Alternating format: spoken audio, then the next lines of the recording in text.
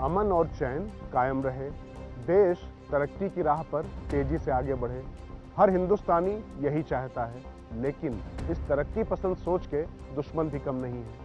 तो ऐसे दुश्मनों को माकूल जवाब देने के लिए हमारी खुफिया और सुरक्षा एजेंसियां तो हैं, लेकिन खौफ तब होती है जब कुछ सियासतदां अपनी सियासत या वोटों के चक्कर में ऐसे तत्वों को प्राणवायु दे देते हैं। वैसे भी अगर आपको याद हो तो आंतरिक सुरक्षा का लहू बढ़ाने की कोशिशें देश ने बार बार देखी हैं। दिल्ली में सीएए के खिलाफ हुए प्रदर्शनों में किस तरीके से दिल्ली में सुरक्षा व्यवस्था को धुआं कर दिया गया, ये आपसे छिपा हुआ नहीं है। जब जांच आगे बढ़ी तो पता चला कि इसके पीछे पीएफआई यानी पॉपुलर फ्रंट ऑफ इंडिया है, और अभी जो किसान आंदोलन चल रहा है उसमें भी इनके सम्मिलित होने की आशंका है।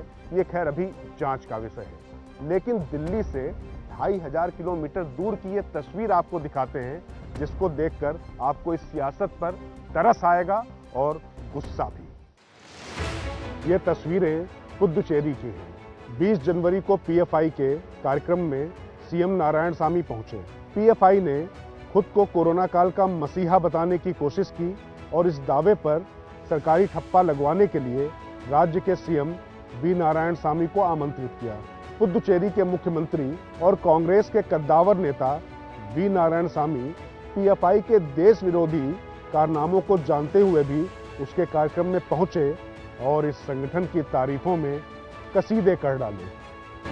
பட்ட காலத்திலே முன்வந்து பணிபுரிந்த இந்த பாப்புலர் ஃப்ரண்ட் ஆஃப் இந்தியா அமைப்பினுடைய பொறுப்பாளர்களுக்கு என்னுடைய வாழ்த்துக்களை முதலில் தெரிவித்து, இஸ்லாமிய சமுதாயத்தைச் சேர்ந்தவர்கள் புதுச்சேரி மாநிலத்துடைய வளர்ச்சிக்கு பாடுபடுவது மட்டுமல்லாமல் புதுச்சேரி மாநிலத்தில் உள்ள மக்களுக்கு இடர்பாடுகள் ஏற்பட்டால் முன்பாக வந்து அவர்களுக்கு ஜாதி மதம் இனம் என்று பார்க்காமல் உதவி செய்கின்ற மனப்பான்மை கொண்டவர்கள்।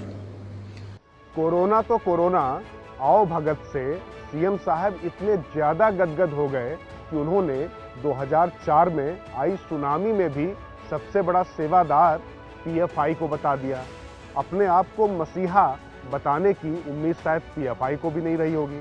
तो तारीफों के इस तारतम्य को पीएफआई ने तुरंत अपने ऑफिशियल फेसबुक हैंडल पर डाला और सीएम साहब ने भी खुद को कृतार्थ मानते हुए ये सौभाग्य जनता से साझा कर दिया।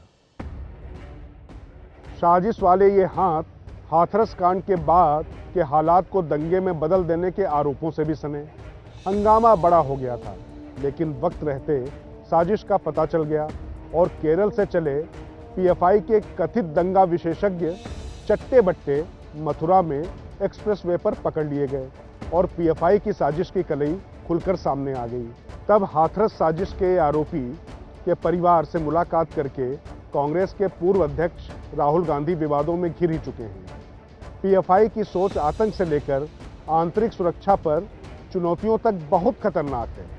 इस संगठन पर जबरन धर्मांतरण और लव जिहाद की साजिशों की मुहिम देश भर में चलाने का आरोप है।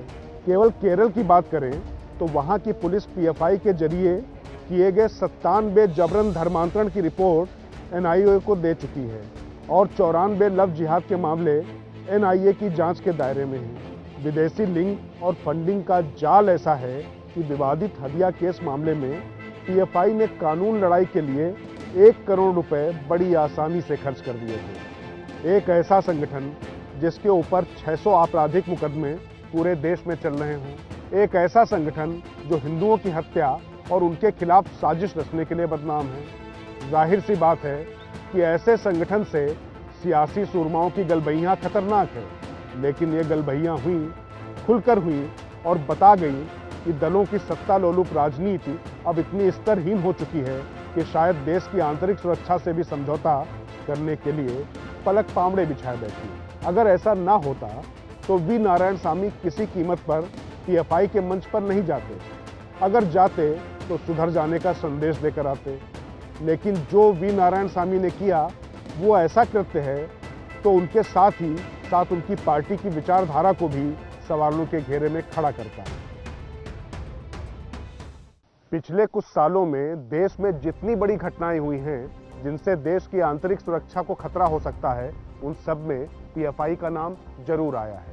हिंदुओं के खिलाफ हिंसा से लेकर आईएस लड़ाके मुहैया कराने तक की साजिश में पीएफआई का नाम आता रहा है। ये वो खतरनाक संगठन है जिसने पूरे देश के लोगों को उकसाया था, खासतौर से मुस्लिमों को, तो केवल वो शरिया अदालतों में ही जाएं और उसके फैसलों का ही सम्मान करें और उस पर भरोसा करें। और ये वो खतरनाक कार्यप्रणाली और सोच वाला संगठन है जिसने अपने मुखपत्र में ओसामा बिन लादेन को शहीद का दर्जा दिया था। अब चलिए आपको वो राज की बात बताते हैं जिसके लिए हमने आपको ये पूरी तस्वीर दिखाई है। दरअसल जो तस्वीर पुदुचेरी में बनी वो मुस्लिम तुष्टीकरण की राजनीति का वो नया नमूना है जो काफ़ी खतरनाक है। इस तस्वीर में किसी भी कीमत पर अल्पसंख्यकों के वोट को साधने की खतरनाक सोच शामिल है। और ये तस्वीर इसलिए गढ़ी गई क्योंकि पुदुचेरी में भी विधानसभा चुनाव हैं और जीत के लिए पीएफआई के मंच पर चढ़ने और उसकी तारीफ करने का भी गुरेज खत्म हो गया है। पुदुचेरी की 30 सीटों में 6% मुसलमान वोटर हैं। पुदुचेरी में इसी हित को साधने के लिए सीएम नारायणसामी उस संगठन के मंच पर जाकर सुशोभित हो गए जिसने केरल को कन्नूर में टेरर कैंप खड़ा कर देने की हिमाकत की। और इस बात का जिक्र 2013 में एनआईए ने स्पेशल एनआईए कोर्ट में किया। और ये किसी कीमत पर नहीं माना जा सकता कि सीएम नारायणसामी को इन तथ्यों की जानकारी नहीं होगी। पॉपुलर फ्रंट ऑफ इंडिया की एक और खतरनाक करतूत जान लीजिए। आईएसआईएस के लिए ये संगठन कंसल्टेंसी सरीखा है। आरोप यह है कि पीएफआई के कई सदस्य रिक्रूट होकर आईएसआईएस जंग लड़ने के लिए सीरिया की ओर रुख कर चुके हैं। ऐसे में सवाल उठना लाजमी है कि क्या संवैधानिक पद पर बैठे किसी व्यक्ति के लिए ऐसे तत्वों के साथ में मंच साझा करना उचित है। सवाल ये भी उठता है कि ऐसी विध्वंसकारी सोच के लोगों को शाबाशी देना कहां तक उचित है। और इन सवालों के साथ ही हम एक और राज की बात आपको बता दें। वो बात है पीएफआई की रणनीति की। उसकी कोशिश ये है कि देश के, समाज के तमाम वर्गों को साथ लेकर वो ये सुनिश्चित करे कि लोग उसको शाबाशी दें, यानी उसको रिकॉग्निशन दें। और इस पे वो कामयाब हो रही है नारायणसामी जैसे लोगों की वजह से। तो जहां पीएफआई तो गदगद है मुख्यमंत्री साहब के बयान से, वहीं सुरक्षा एजेंसियां सदमे में हैं कि आखिर अब जो इनके खिलाफ जांच है और जो इन पर आरोप हैं उनका अंजाम क्या होगा।